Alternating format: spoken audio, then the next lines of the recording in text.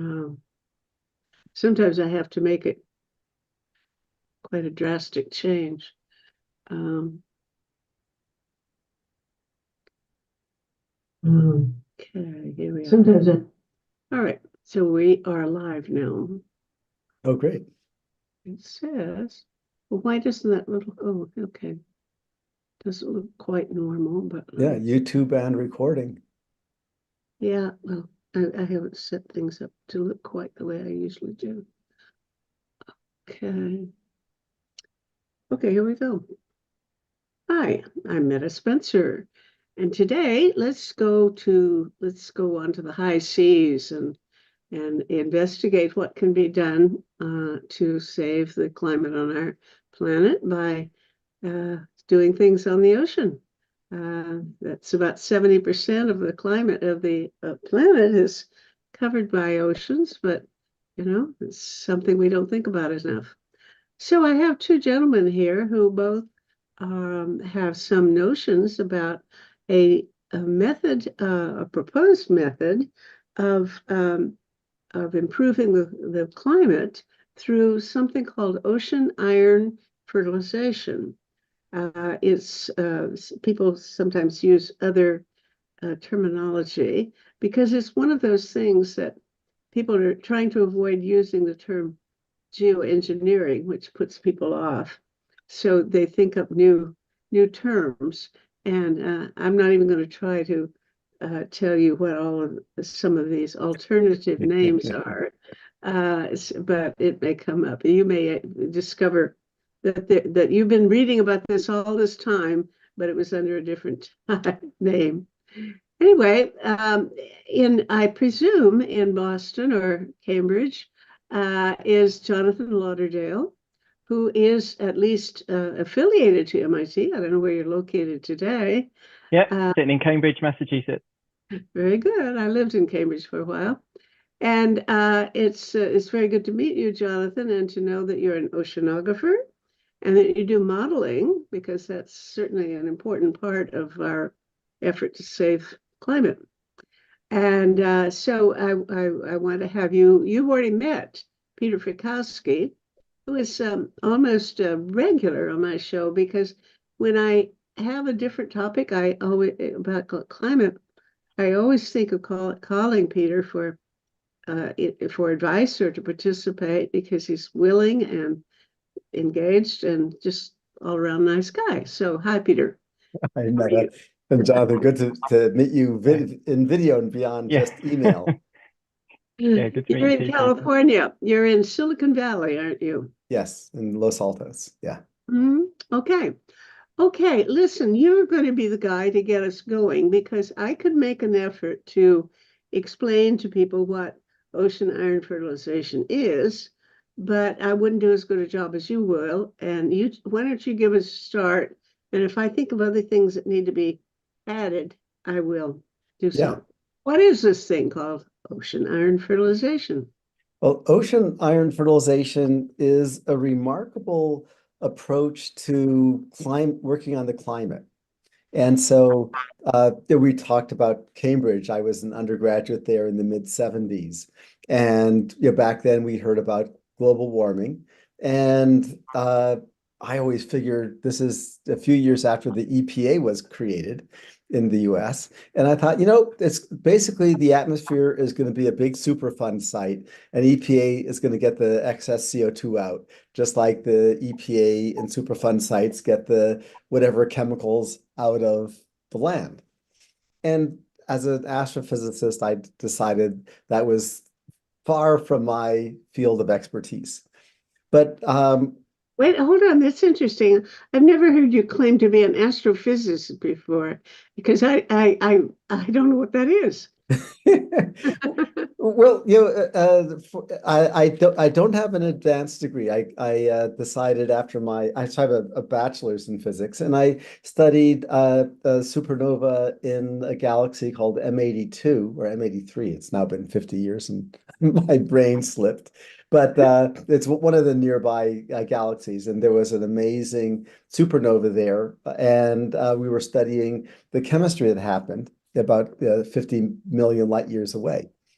It was interesting, but it gave me access to looking at at a physical entity like a galaxy or our planet, Uh-huh. using the basic numbers Uh-huh. Uh-huh. and with a certain freedom from in astrophysics, you just don't know exactly what's there. All you know is I got this many photons from hydrogen that was activated by this much energy. That doesn't Uh-huh. mean that there's not other stuff. It Mhm. just says you only have those data points, and it's turned out to be valuable in studying our planet and studying the Our planet what too. was that? Studying a planet or our planet? Our planet. Yeah, Yeah. our planet. Yeah. Huh? And so the next part of that story is about I spent 30 years as a volunteer working on hunger and poverty issues, doing advocacy in Washington to Mhm. fund the projects that vaccinated all the world's kids. When we started, it was just North America and Europe, and then UNICEF said right at the end of the Apollo program, UNICEF sat up and said, you know what? It's time for us to make our moonshot, which is vaccinate all the world's kids, and we'll do that by 1990. Uh-huh. And my group, the group I was part of, got involved in the last 5 years when things were not looking good. And Mhm. if you've ever done a project, the end of the project is always when you realize things are really not looking good. So we got involved in the last 5 years, got the funds from Congress primarily, and finished the job. And so the world vaccination rate went from 8% to 85 and stayed 85 ever since 1990. And it changed the world, right? The The world is world's a different what place rate? from 8% to 85. What rate? What Oh, is it? vaccination rate. The number of kids, percentage of kids who actually get vaccinated for Okay. diphtheria and the Wow. childhood diseases. Okay. So you're one of the world savers. Okay. Yeah. Yeah, yeah, but I was young and just working on organizing the groups here in California. I described that as being a spear carrier in that opera, right? I Uh-huh. was not the not the general or the king or the thunder. I was just a spear carrier, you Yeah. know, Okay. organizing conference calls. Um, but it Wonderful. changed. Well, I've been an admirer for a long time, so now I have something new to admire. Yeah, yeah. Well, Anyway, now I want you to get right down to telling us what ocean iron fertilization is. I yeah. deflected Yeah, for a no, very no, well, interesting this is side. important. So, this is important. So the point is that around 2010, I realized that what we all want to do is fix the climate, Mhm. and that we hadn't had a definition of what it meant to fix the climate. And so Meta, you and I are a little older than Jonathan by appearance, and we remember the moonshot program where Kennedy said, "Land him on the moon, bring him back safely by the end of the decade." Boom. 8.5 years later, done. Because he had a very specific what by when goal. Uh, The vaccination was the same thing. yeah. Vaccinate all the world's kids by 1990. Now, 85 isn't all the world's kids, but it still transformed the world. But it Yeah. was a what by when, and then boom. Mhm. And so coming into the climate, I had that background. And we also did the same thing for microfinance, getting microfinance available. Again, I just happened to be in the right place. I had no interest Mhm. or expertise other than I like people. And so when it came time to climate, I and the people around me said, okay, good. What we really want is to restore a safe climate for our children. And how do you define that? And there was a lot of debate. But ultimately, it was, I got this from, uh, what's his name, who developed Drawdown, Hawken. He Yeah. said, listen, the obvious answer is the highest level humans have ever survived. We want to be below that because above that, we're playing Russian roulette with our kids. And we don't do that. And so Mhm. no matter what the science says, we can look at the history. And that was the 300 parts per million. And so now we have this goal of getting CO2 back to where it was 100 years ago. and to do it while we still can. And the general consensus was by 2050, just like any of these projects, you pick a date that sings to your heart, and that's the basis of 2050. But now we have all of a sudden you can go boom because you know how many gigatons per year you need to remove to achieve it. And then you can look at and we did this, and that's 60 gigatons per year starting in 2030. So it gives over 20 years. And then we looked at what are the methods available that can do that. And it turns out that the only method that can do it is the method that nature uses before ice ages, which is ocean fertilization. Oh, And that's so, way, that's quite a long segue, but indeed, that's an interesting point that you're claiming that that's how nature has done it before. yeah, yeah. Okay, I know that's you can't prove it, but there's a lot of evidence for that. And uh, there's no decent evidence for anything significant other than that. And okay. yeah. Now explain what it is. Yeah. So ocean fertilization is an answer to the question of why is most of the ocean blue when there's lots of water, lots of nutrients, and lots of sunlight? Why isn't it turned green just like the forest turned green? And the answer is in most of the ocean where it's blue is there's a missing micronutrient, which is iron. And iron doesn't dissolve well in water, it tends to sink. So that the only source of iron in most of the ocean is dust storms and volcanoes and whales bringing it up from the depths. Mhm. And so when you provide iron, and then as Jonathan and I will discuss later, I'm sure, other things. And Jonathan, your little comment ahead before this was heaven to me. So thank you so much for that. That was I I've never heard anything so concise and uh confirming. So we all have smiles on our faces. Um iron fertilization is putting a little bit of iron in the right place at the right time and turning that part of the ocean green in such a way that when plants grow on land, of course, eventually they die and rot. In the ocean, when plants grow, they metaphorically, don't usually say this, but since Jonathan's here, I'll be a little more accurate. Metaphorically, they sink, and in the deep ocean, there's not enough oxygen for it to rot, and the carbon stays there. And that's how uh, that's how ice ages happen. There's enough iron that gets distributed across the ocean, and the dissolved carbon compounds stay in the ocean, not on the ocean floor, but just dissolved in the ocean water, so that something happens, and it's not clear what, but at the end of an ice age, that dissolved carbon comes out as CO2 again, warming the planet back up. So the iron is used to get a lot of flora happening in the ocean.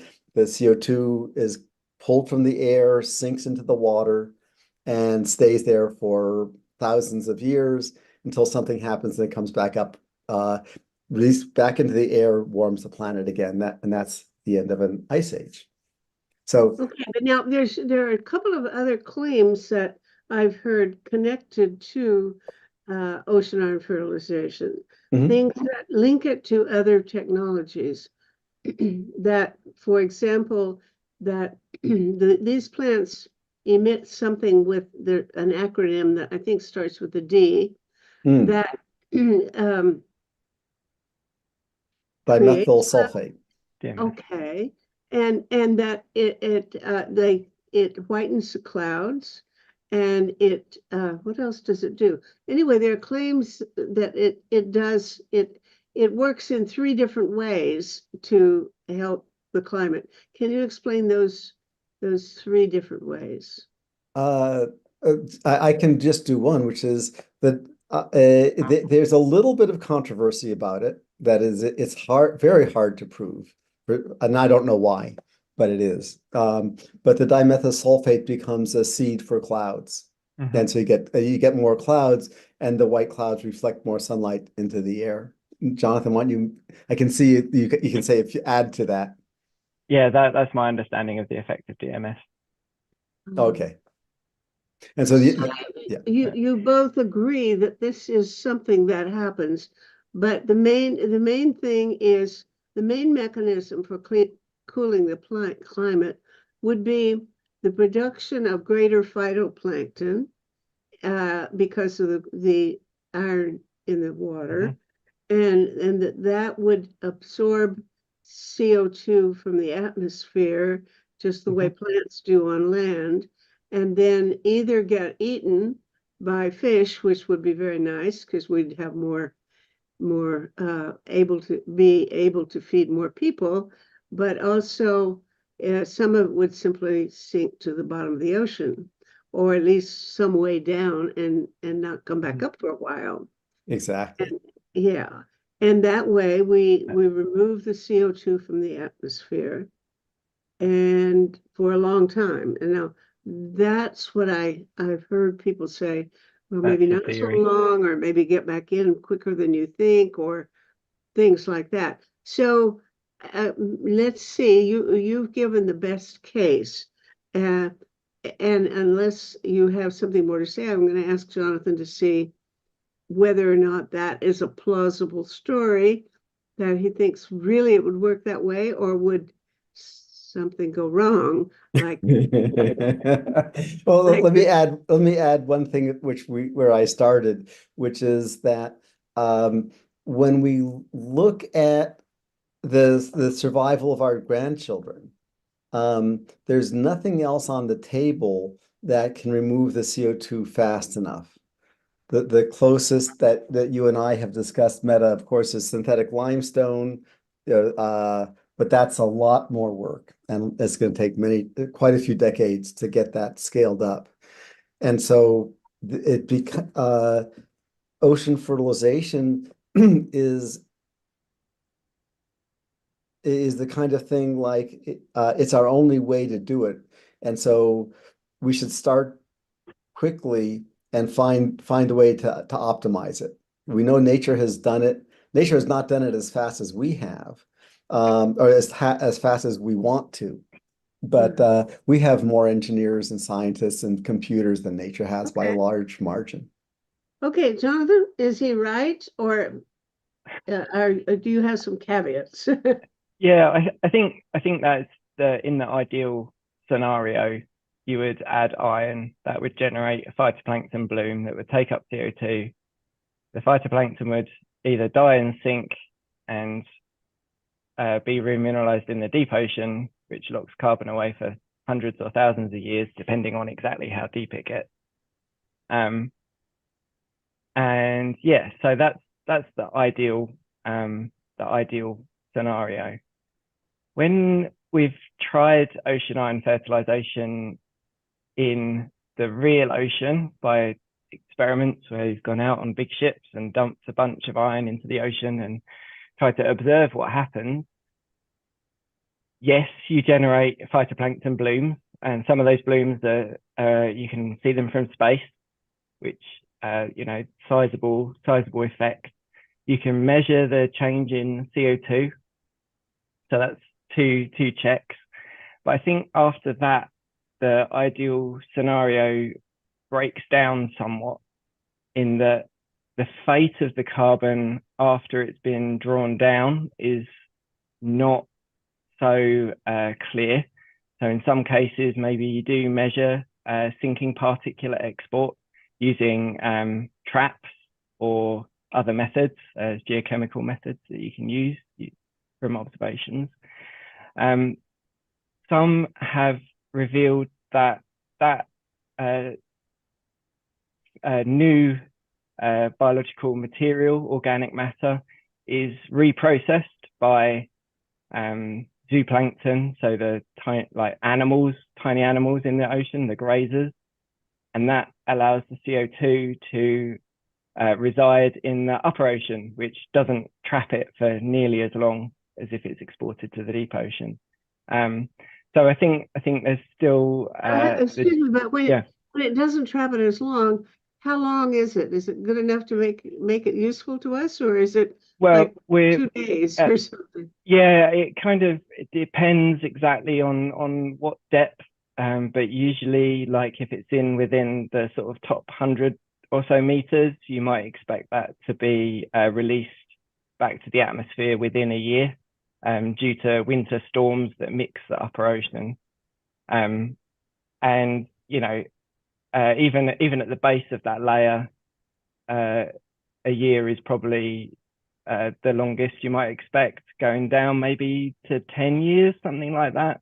Mhm. So when we're talking about, trying to fix the climate by 2050, sort of CO2 sequestration at 10-year levels is not really going to make the grade. I think that so that's the observations. I think the models don't necessarily show either a climate scale drawdown of CO2 on the magnitude that's required. But also, I don't think the models are there to be able to make those kind of predictions. So I think we need to do more process experiments where perhaps on a small scale, you do iron fertilization experiments and then really measure every stage of that CO2 pathway from atmosphere to uptake to fixation and sinking and export and sequestration. And I think doing that in different regions of the ocean is also really important, because, for example, what happens in the Southern Ocean is not going to be the same as what happens in the tropical Pacific or the North Atlantic. So these are the kind of these are the these are the kind of things that the experiments need to be done in the different regions, because the models are already integrating that whole system. So if you do an experiment in a model in the Southern Ocean, that integrates the entire globe response of the ocean ecosystem and the ocean carbon cycle. Well, why would it not behave the same in different oceans? So in different ocean regions, you have different nutrient requirements. So, for example, in the Southern Ocean is how Peter described it, where there's lots of nutrients, and for 6 months of the year, there's plenty of light, but there's not enough iron. So you can go to these regions and do these iron fertilization experiments, and this is where you generate generally the large blooms. And this high nutrient, low iron scenario also exists in the upwelling regions of the tropical Pacific and the North Pacific. So if you were to go there, you might get a similar response. It would be different because of different temperatures and other things, different ecosystem structures, stuff like that. On top of the same nutrient levels. If you go to the North Atlantic, for example, that is very close to a large source of iron from dust from the Sahara. Yes. And so that region has sufficient iron, but it is deficient in macronutrients such as nitrate and phosphate. And so if you go to those regions and add iron, nothing happens. Because they require other things. There's an open question about nitrogen fixation. Question is it nothing happens or not much happens? Sorry, that's a good point. That's a good point. Probably not much happens. Okay, yeah. Great. Okay, good story. Keep going. Yeah, so there's a question about nitrogen fixation where certain bacteria can use phosphate and iron. It has quite a high iron requirement, which is perfect in the North Atlantic, to create their own organic nitrate that they can use, or nitrogen that they can use. So not many other bugs can do that, which is why they depend on the dissolved nitrate in the seawater. So that's a bit of an open question. Yeah. Now I understand that there have been quite a few experiments of people actually trying this, and like 8 or 10 or something like that. I've just heard that there have been experiments, but I haven't heard how they turned out. What is is there a general consensus about what these studies have yielded in terms of what we know now because of the studies, or do they point in different directions? So I think they agree in that adding iron, particularly in the Southern Ocean, generates phytoplankton blooms and does draw down the PCO2 in the seawater, which is one of the predictions of the theory.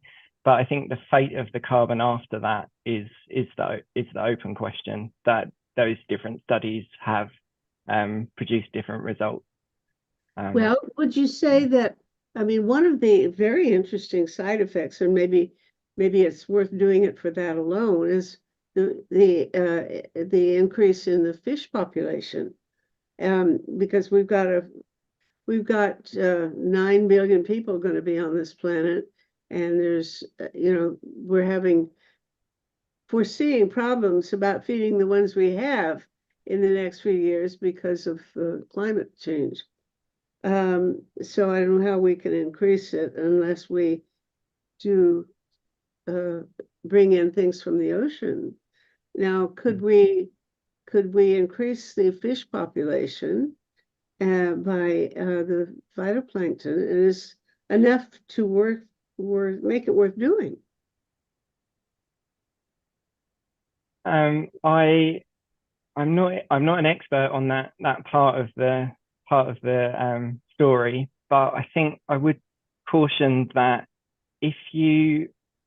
I'm not entirely sure that you can have it both ways. You can have CO2 sequestration and increasing food stock, because if you're increasing the food stock, you're putting the carbon that you sequester from the atmosphere into the fish, and then you're eating the fish.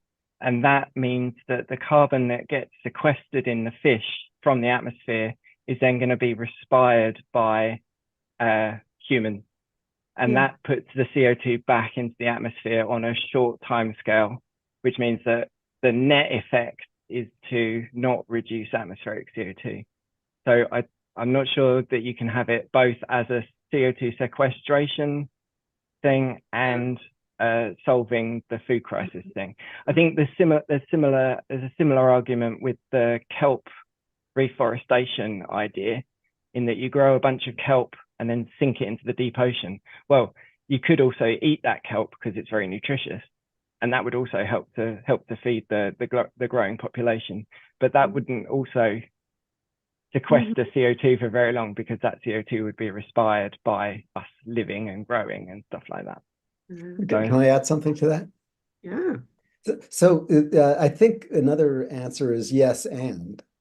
So you can design the kelp or the phytoplankton project to produce some amount of fish and some amount of carbon sequestration. Yeah. Right, because with in any economic system, you have sort of a point of diminishing returns. So doesn't take that much fish to make a big difference, doesn't take that much CO2 to make a big difference. And so there's going to be a point where you say, you know what, this much fish, this much CO2 removal, and everyone's very happy. I mean, that makes sense. Yeah, I just don't think you can have both doing everything. I think that's right. the point I was trying to make. But I don't think the models that you have to use to predict that would do a very good job either. So it's like a sort of the design of those systems would need to be very carefully assessed. What's wrong with your models? You've sort of indicated that that's not adequate. Yeah. Well, so the models rely on both observations of the ocean and parameterizations of biological processes, basically turning the messy biology into a mathematical equation Mhm. that you can then run on a computer. And those parameterizations, those equations have parameters in them. And so sometimes it gets to a point where the parameters cannot be very well constrained by the observations because there are not enough observations, or they're not the right kind of observations that you need to fit to constrain your parameters and stuff like that. So, and, you know, we've been researching the iron cycle itself for, you know, 20, 30 odd years, something like that. And they're still developing, they're still including fundamental processes that we didn't know about before. So, for example, until about 10 years ago, something like that, we relied on models that just took into account of the cycling of iron, and that was very simple. So you'd have some dissolved iron, like Peter said, it's not very soluble, and it would be lost by scavenging, basically rusting or being absorbed onto these particles and sinking. And there was an input of dust. More recent models in the interim have introduced an additional parameter or additional thing that cycles with them called organic ligands. And those organic ligands help the iron remain available to the phytoplankton. And so those models then had a fixed concentration of that ligand, but we didn't really have enough observations to say how that ligand cycled. Over the last couple of years, maybe 5 years, 10 years, something like that, we've had a vast increase in the number of observations of both iron and ligand and other trace metals, thanks to a big project called GeoTraces, which has gone out and done sections across the ocean using these specialized techniques that you need to measure these things. Previously there weren't that many observations because it's really hard to measure iron, because you go out on a big rusty ship and you have metal equipment and stuff like that. So all your measurements would be really contaminated unless you had these really specialized techniques, these really clean instruments, and you sort of took into account of all these other things. So measuring iron is really, really hard, which is why there weren't many measurements. And there still aren't that many measurements of iron in the ocean. Modeling I've done has, and other people as well, but modeling that I've been particularly interested in is how do these organic ligands affect the concentration of iron? So there's an additional cycle that goes on top of the iron cycle, which helps keep the iron available. And so, you know, just making this parameter now variable can lead to some really unexpected and unusual behavior of the iron cycle. So where do you get these ligands? Is it part of some sort of plant that you throw in with the iron, or what? So ligands are like organic molecules that some bugs produce ligands to competitively trap iron. They're called siderophores. So they're produced by, like, you know, iron is scarce, and so some creatures have evolved to produce these things to make them more competitive and to trap iron. Other things that help bind iron might be excreted from a phytoplankton, such as like sugars and stuff like that, proteins and what have you. And then also when a cell dies, it has molecules in it like chlorophyll. Sorry, not chlorophyll. It has molecules in it that basically have iron bound to them when they're inside the cell. And when the cell dies and splits apart, those molecules can be released back into the ocean, and a tiny fraction of them survive and act as this stabilizing ligand now in the ocean. So you can have that as a constant in your model, or you can make it variable by linking it to biological activity. And we've only really just started, investigating those things. And people gone out on boats with ligands and sprays them around? Well, so I think they have inorganic ligands. So, for example, like water is can act as a ligand, but not for iron because there's too much oxygen. But you can have other ions that help. Well, if I can take this a slightly different direction, that when it comes to solving the climate problem, which is what I think is bringing us together here, the question is, how do we discover how to do it? We know that our planet has ice ages. We know that this process happens. Well, we don't know. We won't know until we're done. But by far the best evidence is that this process happens. I'm told, anytime you put iron into ocean water, you get a fair amount of greening of it. The question is, how do you get that to turn into a reduction in atmospheric CO2? And then especially, how do you get that reduction in CO2 to last more than 10 years? Normally you would say 100 years, but I agree with Jonathan that if you've done 10 years, you're inches away from doing 100 years. So let's just look at 5 or 10 years. Because if you try to do research that takes 100 years to do, then we'll all be dead. So, and so an analogy is when Edison was figuring out the light bulb. He said that he went through 3,000 different formulations to find one that worked well, which was tungsten. And so, the engineering approach needs to be done in parallel with the scientific approach. So Jonathan's talking about how do we improve our models so we can do better predictions and see places to do more interesting and valuable research. At the same time, we want to do sort of the Edison thing, which is, well, we know this thing works because we've seen it. And especially in 1992, after the Mount Pinatubo eruption, the CO2 data shows that nature somehow removed about 20 gigatons of CO2 in a year or so. And that's extraordinary. And so now that we know that it's possible, we want to, as quickly as we can, figure out how do we replicate that level of CO2 removal. Okay, let me ask. I mean, I have heard that the Pinatubo effect was it's attributed to sulfur dioxide or something, but it's I've never heard anybody say that there was iron that does it emit a lot of iron that fell in the ocean and you had phytoplankton blooms too?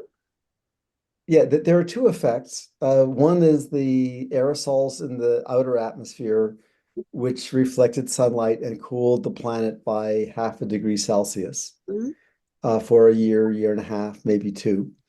And then separate from that was, as you said, the ash that fell into the South China Sea, a few hundred miles, a few hundred kilometers from the eruption. And that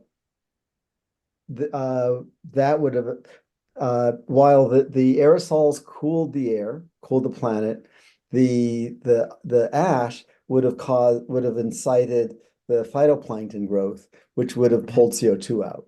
Now, it could be something else, but no other theories actually add up to the numbers. So I think that is also seen for more recent eruptions, such as the Icelandic eruption. I'm going to butcher the name, but Eyjafjallajökull or something like that. And I think that's not the current one. That's a previous one. No, right? no, it was a previous one. Yeah. That shut down European air travel for a while. Had produced a lot of ash, and that ash, I think, was iron rich. Went into a particular part of the Atlantic where the iron was a bit scarce, and I think that generated a bunch of phytoplankton. Also, the the recent Hawaiian eruption That's right. from 2017, I believe that generated some phytoplankton blooms off the south coast of the Big Island.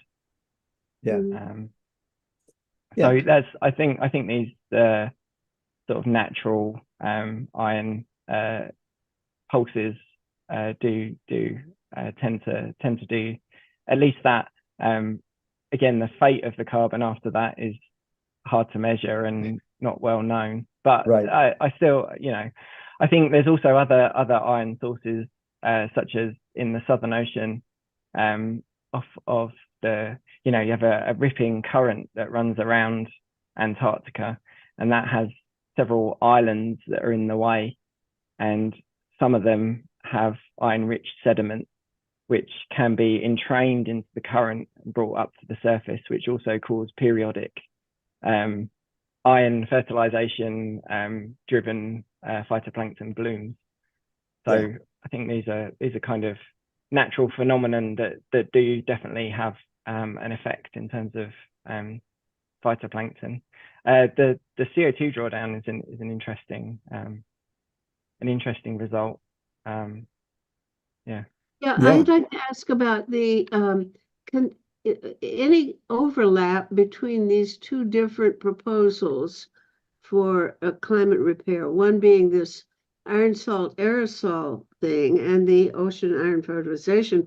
But since both of them use iron, if the I believe the iron salt aerosol idea is you fly around and sprinkle ferric oxide or something, some kind of iron into the atmosphere, which acts as a catalyst and knocks out the methane in the atmosphere.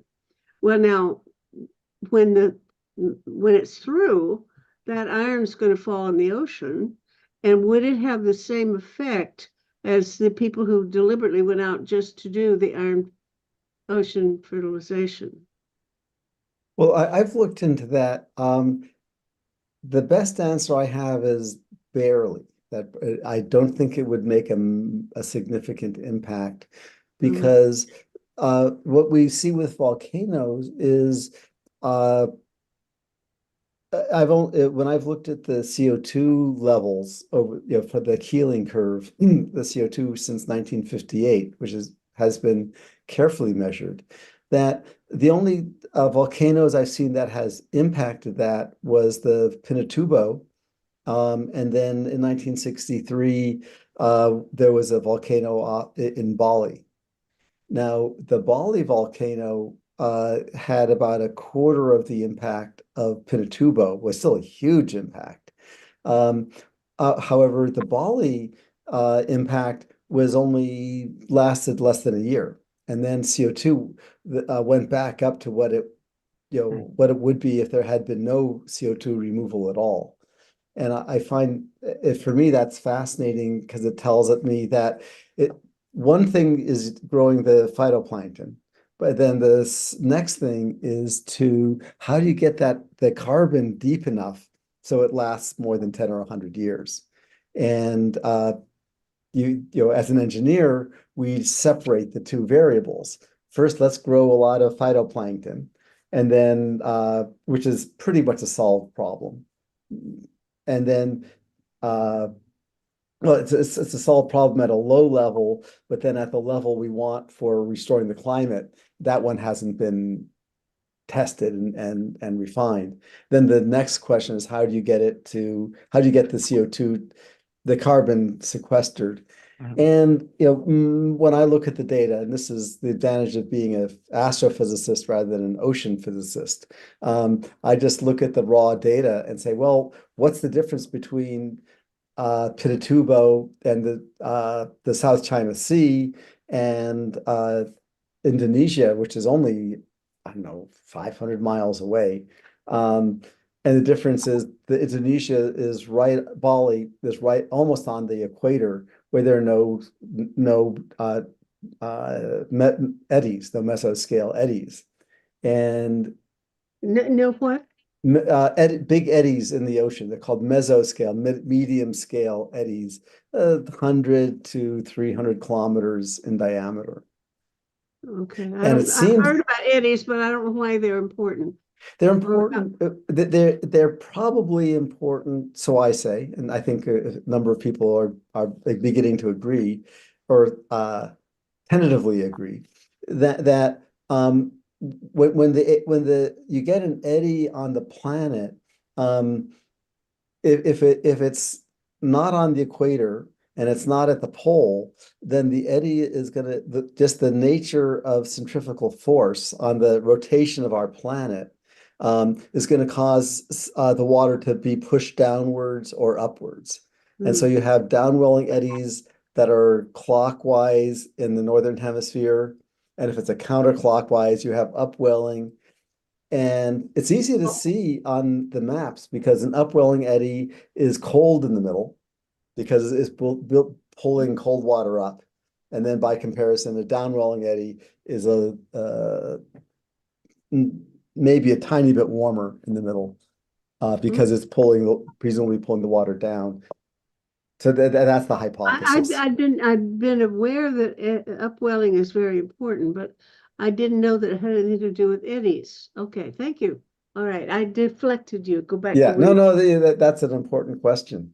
And so what I'm excited about this because we can incrementally, as I said, grow the phytoplankton, um, and then we can do tests to see what is it? Was it the downwelling eddy where the ash fell from Pinatubo?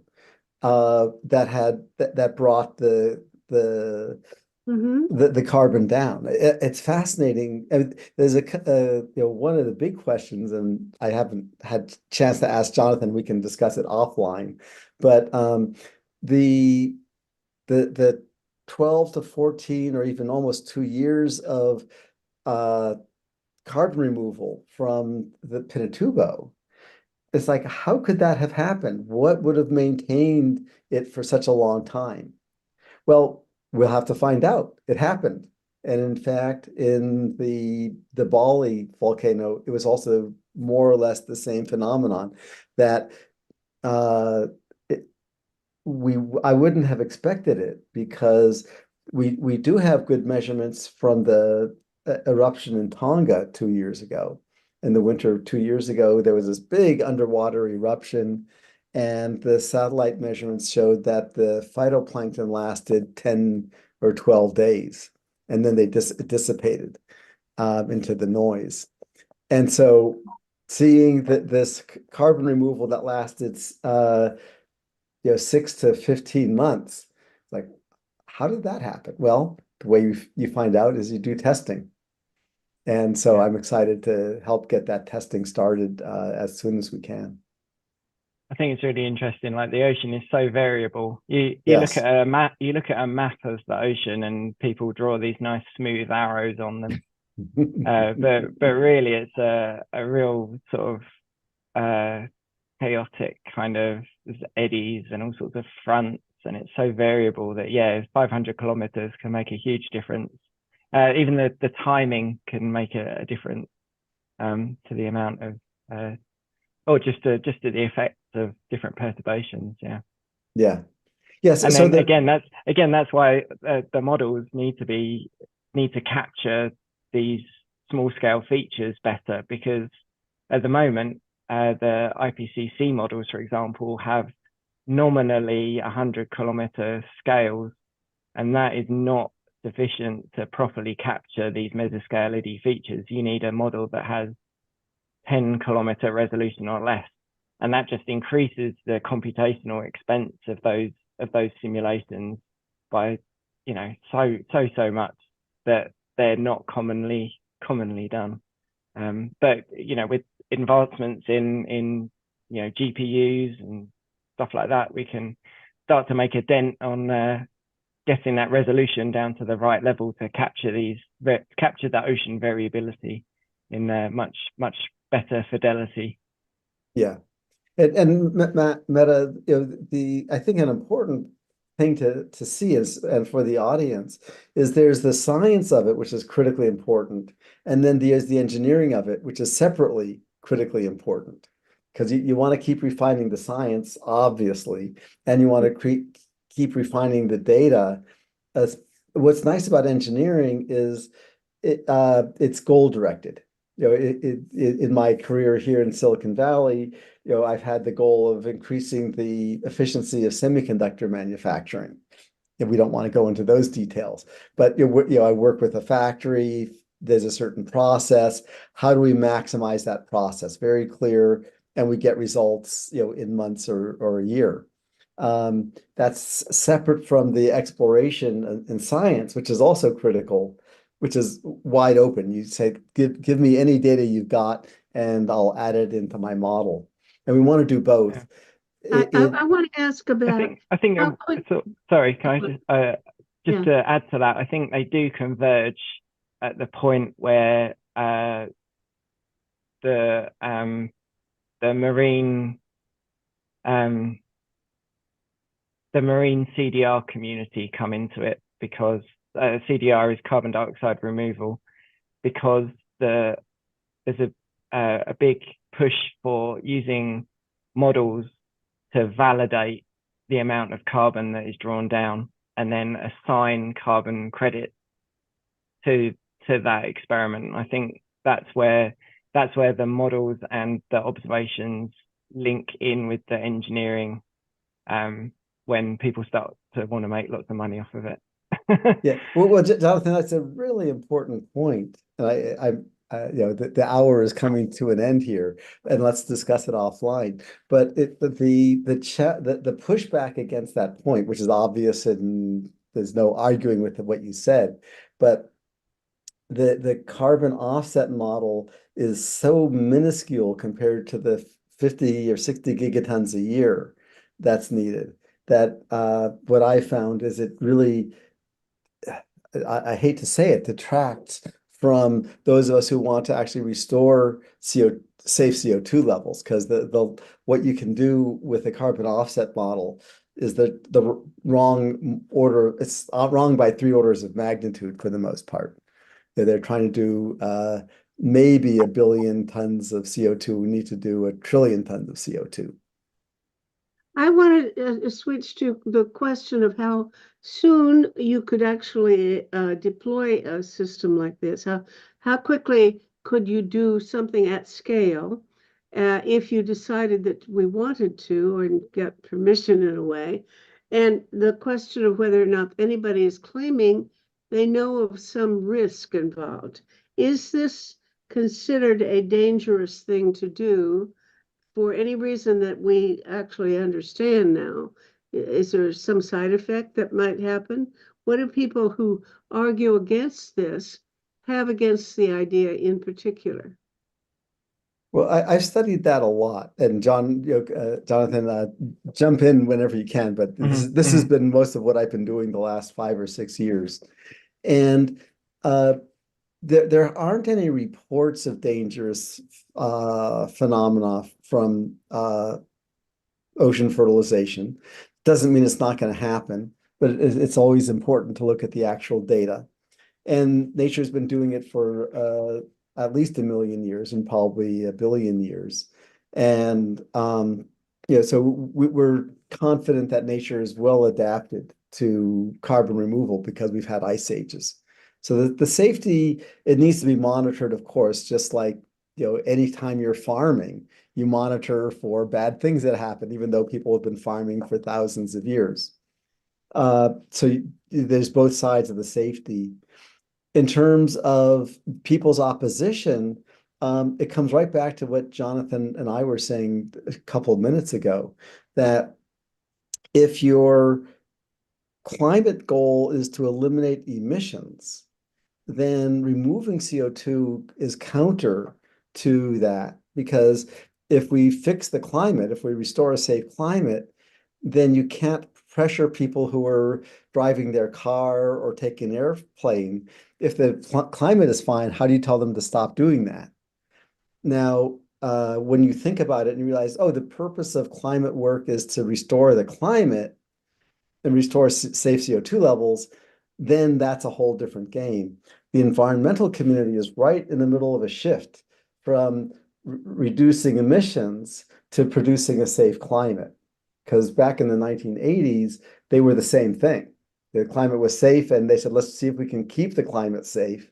But that changed in 1988 when CO2 went above the official 350 parts per million limit. But that was a long time ago, right? That's 37 years ago or something. And no one's changed they were just now changing the thinking that our goal is it's no longer appropriate to just focus on emissions. We don't have to focus on CO2 levels. And the opposition came from the fact that the ocean fertilization does not have any impact on emissions. And therefore they said it's a false climate solution. But I think that is changing this year. And so that's your second question, which is how, can it be done? We're working with some groups in the Philippines right now to get a project going in the same off of Mount Pinatubo to do a replication test and start doing that testing within 12 months. Whether we can do it, we shall see. I mean, you're going to have Pinatubo blow up on schedule for you. You're going to say now, 3, 2, 1, go. Well, I'm gonna not say anything for a second, just so people's imagination can run wild for a second. Okay, the second's over. No, not that, but it's a funny story. No, we would distribute about 100 tons of iron fertilizer. So the same fertilizer you put on your yard or on a cornfield, iron sulfate. And it's about 100 tons. So it's about $100,000 worth over a 100-kilometer square area. So this is similar to a test that was done in 2012. Yeah. And but that was done in the Gulf of Alaska. This would be done in that downwelling eddy off of Pinatubo. And so we're hoping to get that started within a year. Because there's really no reason we can't. How would you expect any climate change? You couldn't expect that to have any observable effect on global temperature, would you? In the first one, no. The first one, the scale is I don't have what fraction, but it's a fraction of what's needed. But as engineers, what we're doing is we're saying, okay, let's assume that it works as we expect it to. What would the next step and the next step and the next step? And so within 3 years, we can, if things go according to plan, and nothing goes according to plan, but you make plans in case they do. If things go according to plan, then in 3 years, then we could reach net zero again. How about that? And so then now you can see the issue is not so much the science and the engineering, and those have to be done, but it's like, oh my gosh, how do you arrange the global politics so that that shift from focus on emissions to focus on CO2 levels happens rapidly? And that's right now where my group's attention primarily is, while we're still working on it. I wonder whether Jonathan would even be in favor of having you do this. Jonathan, let's hear you should go out there and do that. I think it's a lofty target. But I still worry. I think we need to do more scale tests before deploying as a large scale solution, just because we don't understand the system well enough to be able to make predictions about a large scale tweak to the environment. But I totally agree. We'll say more in a second. Yeah. So so I think that the government permissions thing is a hurdle that needs to be sort of worked on a bit to allow these smaller tests to occur, so that we can learn more with our newer instruments and our better observing technology and stuff like that, and learn more about the ocean iron cycle and interactions with the ecosystem at a larger scale. And I think on a global scale, I do have reservations about ocean iron fertilization itself, in that I think that on timescales that are slightly longer than a human lifetime, the ocean is connected in a sort of global conveyor belt type situation, where I think if you take nutrients from one spot, like the Southern Ocean, and you do it at scale, we're talking about large scale ocean iron fertilization here, you know, in the future sometime, taking nutrients from one region, which is downstream of another region where the nutrients currently are used, leads to potentially unexpected side effects. And the way that you'd measure those things and observe them is difficult and unexpected, I think. So one scenario that I might imagine is that you take a bunch of nutrients from the Southern Ocean, which then affects your fish stocks, for example, in the North Atlantic. And by the time the fish stocks start seeing issues, it's difficult to connect it back to the ocean iron fertilization in the Southern Ocean. And this is large scale, longish time scales. But I think these connections in the ocean are really important things to consider. And again, this is where like the modeling comes in, right, to be able to make predictions about those things. So I think you know, as a method for climate restoration, I think as part of a package of different things, you talked about the artificial limestone and stuff like that, which I think is another sort of promising method. Again, that needs a lot of research to get it up to speed with ocean iron fertilization. But I think, you know, putting all your eggs in one basket, for example, is perhaps something that we need to consider, right, if that's a good thing or not. Well, let me cover the number of the things you said. So the first one was scale up. And so in engineering, it's part of any engineering process is to scale up carefully. And so we would start out, as I said, doing the same thing that was done 12 years ago. And then, and in this case, our plan is to divide it into a 4x4 grid to 16 sections, where we can try different formulations of iron oxide, iron sulfate, and concentrations, and phosphorus, and so on. And so we can start constraining the test.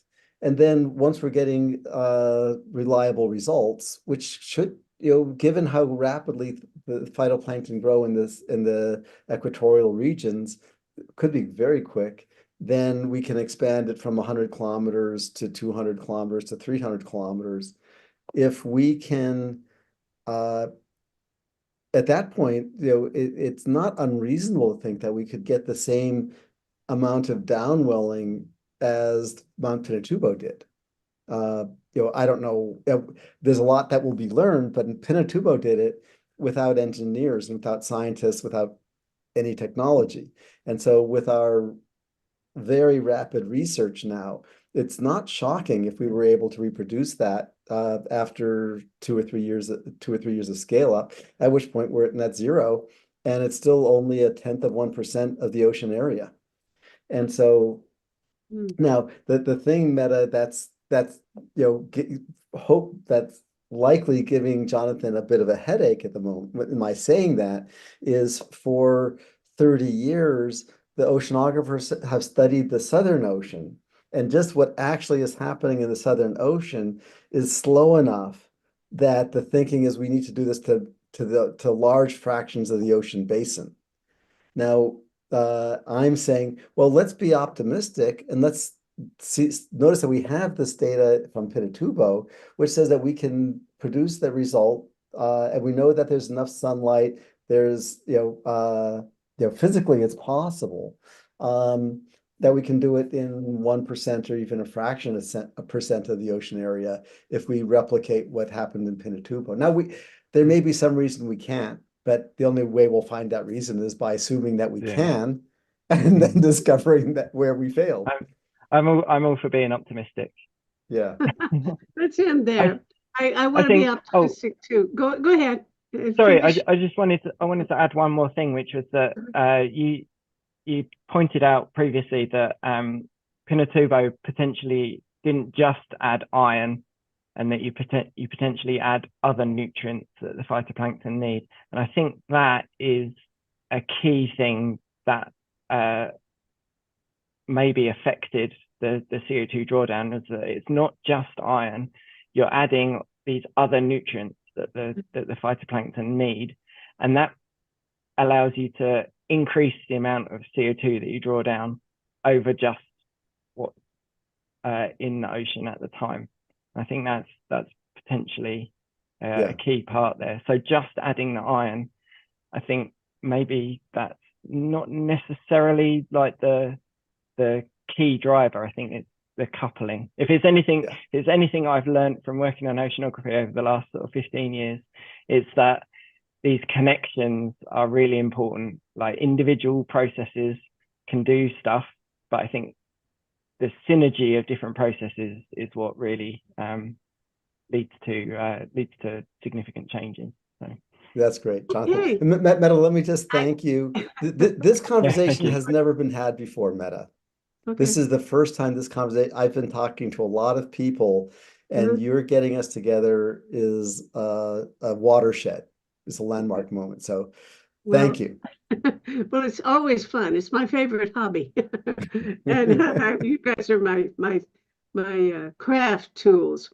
Anyway, I thank you very much. And we are over, so I better call this to a halt. But maybe we should get, there are going to be other conversations about ocean iron fertilization.